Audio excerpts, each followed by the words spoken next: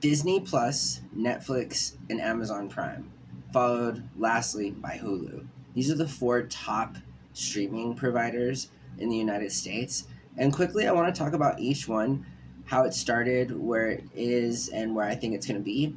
And so we'll start with Disney Plus. And so Disney Plus is the brainchild of somebody who had the really good decision to keep it in good faith as far as companies go and catalog all of their really old, cool, popular stuff.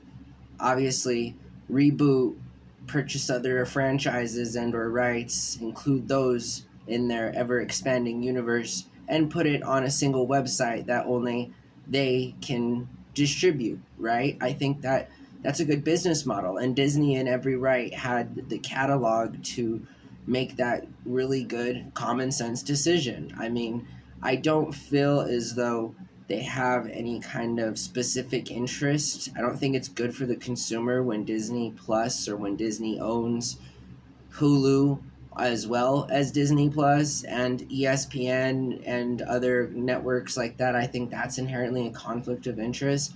But I feel as though Disney Plus in itself as an app for a catalog and or repository for all of its patented creations and characters over the last 100 years, I think that's a good way to keep the money in house and get business. I really do. And then to expand from those ideas. So that's where Disney Plus succeeds.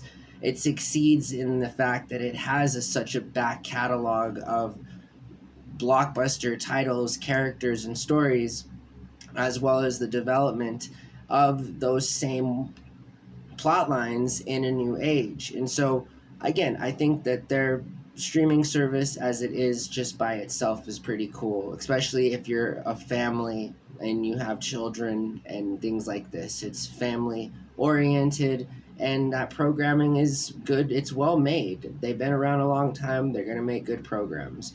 And so that's just kind of what they do. And so I also think that Netflix is probably the most generalized of all the streaming services in terms of I haven't seen anything groundbreaking with Netflix in like well over a decade. They've transitioned from a business model that was low overhead and yielded high results to a business model that is more traditional in its conceptualization, that it takes money to make money and that there's really not too much of it to be made because there is so much overhead.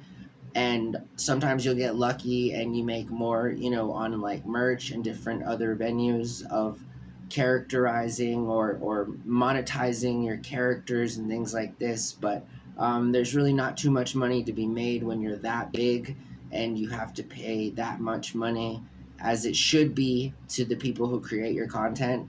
Again, it's a business model that is long term, and I would argue not making money tomorrow for investors, which is why Netflix has been around for longer than 2 decades.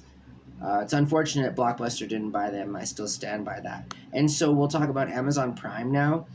Amazon Prime is a tricky one. They actually have some really good content, and more so I'd even argue as in terms of like Amazon Prime than Apple TV, but Apple TV's recently picked it up. The problem with having the two companies do two different things is we don't get to see the same kind of cachet of stars that we would typically see, especially millennials growing up and just seeing certain sets of people do certain kinds of movies and stuff. So there's the missing of that, I guess, especially if you're used to it.